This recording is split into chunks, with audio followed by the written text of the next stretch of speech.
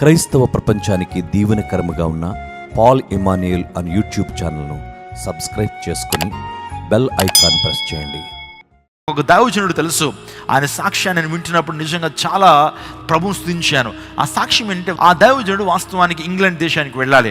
అటువంటి సందర్భాల్లో కొన్ని అనివార్య కారణాలను బట్టి ఎయిర్పోర్ట్కి లేటుగా రావడం జరిగింది. అలాంటి దైవజనులకి సమయాభావం ఉంటూ ఉండదు. కొన్ని సందర్భాల్లో ఎక్కడో ప్రార్థన చేయాల్సి వస్తుంది, ఎక్కడో దారి మధ్యలో ప్రార్థన చేయాల్సి వస్తుంది. అందులో బట్టి కొన్ని సందర్భాల్లో ఎయిర్పోర్ట్కి కానివ్వండి, రైల్వే స్టేషన్ కానీ టైంకి వెళ్ళని పరిస్థితులు ఉంటాయి. ఆ సందర్భంలో ఆ దైవజనుడు ఎయిర్పోర్ట్కి వెళ్ళేటప్పటికి అప్పటికే చెప్పారు, ఆల్రెడీ ఫ్లైట్ వెళ్ళిపోయిందండి, సో మీరు వేరే ఫ్లైట్ తీసుకోవాలి అని ఎప్పుడైతే చెప్పగానే, వాస్తవానికి ఆ ఫ్లైట్ ఆ టైంలో 2 రోజుల తర్వాత ఉంది. అప్పటికి మీటింగ్స్ అయిపోతాయి. అటువంటి సందర్భాల్లో దైవజనుడు ఎయిర్పోర్ట్లో ఉండి ప్రార్థన చేస్తున్నాడు, ప్రభువా నేను ఆ దేశానికి వెళ్ళాలి, అనేక మంది నీ ప్రజలు ఆ ప్రాంతంలో ఉన్నారు, ఆ సంఘాన్ని నేను బలపరచాలి, అనేక మంది దేవుని తెలియనటువంటి వారు ఉన్నారు, వారి స్వార్థ నేను ప్రకటించాలి, నువ్వేం చేస్తావో తెలియదు, నిశ్చిత్తమైతే ఆ ఫ్లైట్ని మరలా తిరిగి రప్పించయ్యని ప్రార్థన చేస్తుంటే మిగతా సంఘ విశ్వాసాలందరూ కూడా నవ్వుతున్నారు. ఇదేమన్నా ఆర్టీసీ బస్సా మరలా వెనక్కి తిరగడానికి? ఇది ఫ్లైట్, అది ఇంటర్నేషనల్ ఫ్లైట్, అది ఏ విధంగా తిరిగి వస్తుంది అని అనుకుంటున్నారు. కానీ దైవజనుడు విశ్వాసంతో ప్రార్థన చేస్తున్నాడు.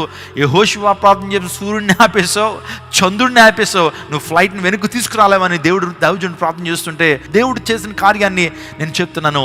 ఎప్పుడైతే కాసేపటికి ఫ్లైట్ వెళ్ళిపోయినటువంటి ఆ విమానం మళ్ళీ వెనక్కి తిరిగి వచ్చిందట. షాక్ అయిపోయారు అందరూ కూడా, విశ్వాసులందరూ కూడా షాక్ అయ్యారు. ఫ్లైట్ మళ్ళీ తిరిగి రావటం ఏంటి? ఎయిర్పోర్ట్లో ఈయన పేరుని మళ్ళా అనౌన్స్ చేస్తున్నారట. ఎందుకంటే అక్కడ మిస్ అయిపోయాడు, మరలా ఇప్పుడేమన్నా వచ్చాడేమో అని చెప్పి, ఎక్కుతాడేమో అని చెప్పి ఆ టైంలో నేను బ్యాగ్ సర్దుకుని మళ్ళా ఆ యొక్క ఫ్లైట్ ఎక్కి ఆ దేశానికి వెళ్ళిపోయాడు.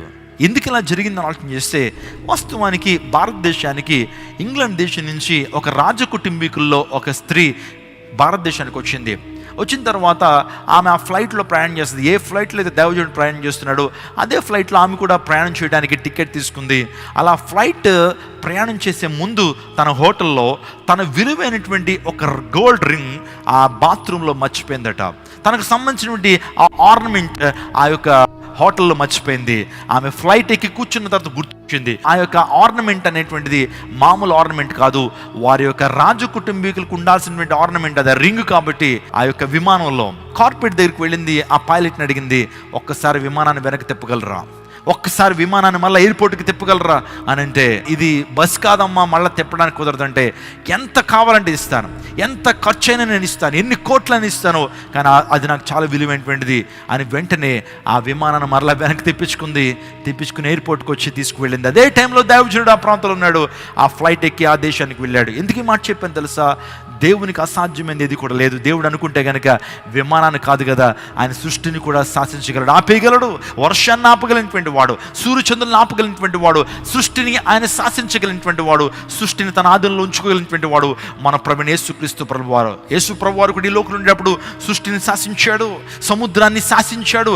సముద్రమా నిమ్మలంగా ఉండన్నాడు, బీ క్వైట్ అన్నాడు, సముద్రం నిమ్మలం అయిపోయింది. ఆ తుఫాన్ నిమ్మలంగా అయిపోయింది. సముద్రం మీద నడిచినటువంటి వాడు, సృష్టి మీద అధికారం కలిగినటువంటి వాడు, నీ ప్రార్థన అంగీకరించి సృష్టిని కూడా ఆపగలిగినటువంటి వాడు. నీ అనారోగ్యం పెద్ద మ్యాటర్ అనుకుంటున్నావా, లేకపోతే నీకు అప్పు బాధలు పెద్ద సమస్య అనుకుంటున్నావా? దేవుడు అనుకుంటే, దేవుడు జోక్యం చేసుకుంటే నీ జీవితంలో ఎటువంటి అద్భుతాన్ని చేయగలడు, ఎక్కడి నుంచైనా డబ్బును తీసుకురాగలడు, ఎటువంటి సందర్భంలో నీ జీవితంలో అద్భుతాన్ని చేయగలిగినటువంటి వాడు, ఎటువంటి అద్భుతాన్ని చేయగలిగినటువంటి వాడు మన దేవుడు. నమ్ము, దేవుని యందు విశ్వాసం ఉంచు, విశ్వాసం నీ జీవితంలో గొప్ప కార్యాలు జరిగిస్తుంది. యెహోషువ ప్రార్థన చేసినప్పుడు సూర్యచంద్రులు లాగిపోయినాయి. నిజంగా నీ ప్రార్థన అంత శక్తివంతంగా ఉందా?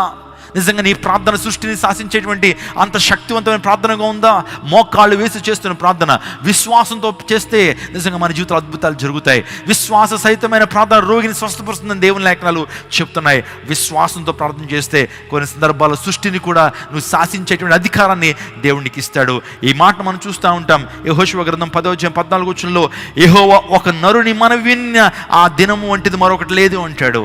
ఒక మానవుని యొక్క స్వరాన్ని విని, ఒక మానవుని యొక్క ప్రార్థన విని దేవుడు సృష్టినే ఆపివేసినటువంటి దినం ఈ ప్రపంచంలో మరొకటి లేదట. ఎందుకు ఈ మాట చెప్పాను తెలుసు? మీరందరూ కూడా ఎంకరేజ్ చేయబడాలి. ప్రార్థన చేయండి, మీ జీవితంలో కుటుంబ ప్రార్థనలో గడపండి, వ్యక్తిగత ప్రార్థనలు గడపండి.